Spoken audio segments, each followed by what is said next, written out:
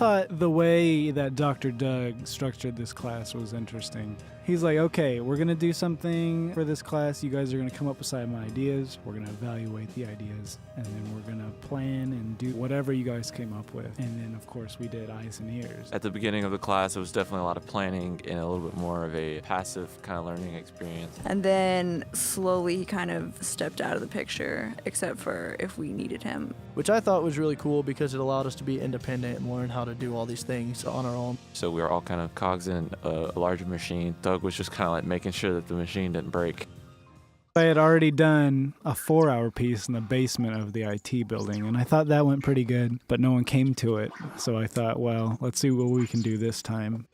I think the first time that it actually started coming together was when we had that rehearsal down in 061. Before, it was just emails, text, me calling people, me talking to people that I knew. And the people who worked with me in this class, Wyndham, Kara, Josh, they didn't even know any of the artists. They had never seen the artists or spoken to the artists until that day we went into the rehearsal. We finally had everyone that was going to be in it together and started doing things. That was the day that this thing became real. And then I essentially composed the event, and I use the word composing very loosely. I imagined a 4-hour time frame, and I portioned off each hour, the first being processed piano, and then a little bit of drums and bass. The second being all electronic synthesizers and sequenced beats. The third being digital noise, and then the last being primarily based off of the human voice.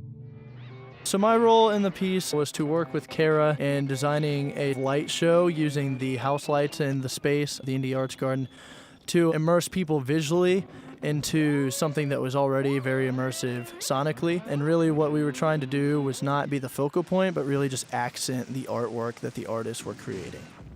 Which was fun because I've done some lighting things, but not like for a show or anything. It took a while to go through each section, just picking out what we thought best aligned with that. That was really fun. Largely, I'd say my role was in the audio realm, working with Jeff at the Arts Garden. We bridged the gap between what we had and what we needed. We set up mics on different instruments and kind of moved them around. Had some challenges just due to the nature of the instruments and the space, because it wasn't like a typical concert hall where you set up microphones in front of the choir and they sing. There'd be a laptop here and speakers over there and piano and drums, but then there is also like a DJ. In post-production, I did a lot of mixing, making sure that everything sounded good and it was a good representation of what we had.